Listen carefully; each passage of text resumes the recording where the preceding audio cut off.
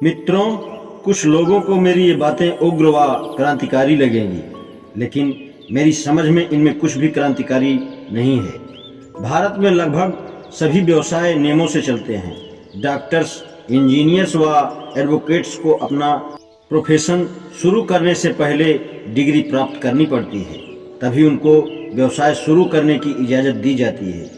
इन लोगों को अपने पूरे कैरियर में देश के न केवल नागरिक व आपराधिक कानून को मानने के लिए पाबंद रहना पड़ता है, बल्कि अपने अपने प्रोफेशन के विशेष नियमों व नैतिकता के अनुशासन का भी पालन करना पड़ता है। लेकिन हिंदू पुजारी व व्यवसाय ही सिर्फ ऐसा व्यवसाय है जो किसी भी तरह के अनुशासन के अधीन नहीं है। यही एकमात्र प्रोफेशन है जो किसी कानून के अधीन नहीं है और कोई पाबंदी नहीं है। इसमें व्यावसायिक अनुशासन व दक्षता की कोई जरूरत नहीं होती। मानसिक रूप से एक पुजारी बेवकूफ भी हो सकता है। शारीरिक रूप से कोई पुरोहित पुजारी घृणित बीमारी सिफिलिस या गोनोरिया का रोगी हो सकता है। नैतिक रूप से वह भ्रष्ट चरित्र वाला या दिवालिया हो सकता है। लेकिन इन सब के बावजूद हिंदुओं के धार्मिक संस्कार संपन्न कराने के साथ साथ पवित्र देव स्थानों के गर्भगृह तक पहुंचकर देवताओं की पूजा करने के लिए पूरी तरह योग्य माना जाता है। हिंदुओं में यह सब इसलिए संभव है क्योंकि पुरोहित के लिए पुरोहित जाति में पैदा होना काफी है। इस प्रकार यह पूरी व्यवस्था ही घृणा के लायक है और यही कारण है कि हिंदुओं का पुरोहित वर्ग न किसी कानून की बंदिश में है और न वह किसी नैतिक अनुशासन के अधीन बंधा हुआ है। पुरोहित के लिए कोई कर्तव्य तय नहीं है, इसके लिए कर्तव्य बनाए ही नहीं गए हैं, तो उनके बारे में सोचना तो कल्पना में भी नहीं होता है। यह तो सिर्फ और सिर्फ अधिकार व सुविधाओं के बारे में जानता है।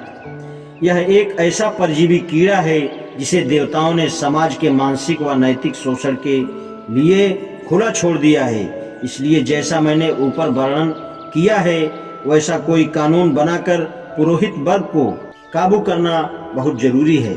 ऐसा हो जाने से यह वर्ग जनता को गुमराह कर उनका नुकसान नहीं कर सकेगा। कानून बनने के बाद इस पेशे के रास्ता सबके लिए खोलने से पुरोहित बनने के अवसर सभी को मिल जाएगा और पुरोहिताई व्यवसाय को प्रजातांत्रिक रूप मिल जाएगा। ऐसे कानून से ही ब्राह्मणवाद को खत्म करने में मदद मिलेगी और जाति प्रथा को समाप्त करने में भी मदद मिलेगी, क्योंकि ब्राह्मणवाद ही जाति प्रथा की जननी है।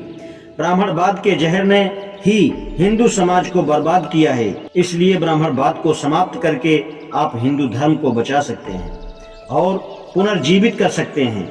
मेरे इस सुधारों पर किसी को भी कोई ऐतराज या विरोध नहीं होना चाहिए। यहाँ तक कि आर्य समाजियों को भी इसका स्वागत करना चाहिए, क्योंकि ये उनके द्वारा अपनाए गए सिद्धांत गुणकर्म के ही अनुरूप है, उसी का ही रूप है। चाहे आप इन सुधारों पर अमल करें, लेकिन आपको अपने धर्म को नया सैद्धांतिक आधार तो जरूर देना पड़ेगा जो स्वतंत्रता, समानता और भाईचारे के अनुरूप है, अर्थात वह आधार जनतांत्रिक हो। मैं इस विषय का आधिकारिक ज्ञाता तो नहीं हूँ, लेकिन मेरी जानकारी के आधार पर यह बता सकता हूँ कि इस आधार का बनाने के लिए आपको किसी विदेशी धर्म ग्रंथ की शरण में जाने की जरूरत नहीं होगी, बल्कि आपके अपने ही उपनिषदों में यह सिद्धांत मौजूद है। हाँ, इतना जरूर है कि इस मूलभूत आधार के लिए आपको उपनिषदों में दी गई कच्ची जानकारियों को साफ कर नए रूप में ढालने और बहुत अधिक काट छांट किए बिना नया रूप देना पड़ेगा। इसका अर्थ होगा जीवन की आधारभूत कल्पना में परिवर्तन। इसका अर्थ होगा जीवन के मूल्यों को पूरी तरह बदलना और इसका अर्थ होगा मानव और वस्तुओं के व्यवहार और नजरिए में पूरी तरह से परिवर्तन। इसका अर्थ होगा धर्म परिवर्तन या रूपांतरण। लेकिन यह आपको यह शब्द अच्छा नहीं लगे तो मैं कहूँगा कि इसका अर्थ होगा एक बिल्कुल नया जीवन। लेकिन नया जीवन ऐसे शरीर में प्रवेश नहीं कर सकता जो मरा हुआ हो। नए जीवन के लिए नए शरीर की जरूरत होगी। साधारण शब्दों में यह काटा जा सकता है कि नया जीवन अस्तित्व में आए और इसमें नया जीवन प्रवेश कर धड़कन पैदा कर सके। इससे पहले पुराने शरीर का मरना बहुत जरूरी है। मेरे कहने का अर्थ है कि आपको शास्त्रों के आदेशों को नकारना होगा और शास्त्रों के धर्म को नष्ट करना होगा। आज इतना ही, शेष कल। धन्यवाद।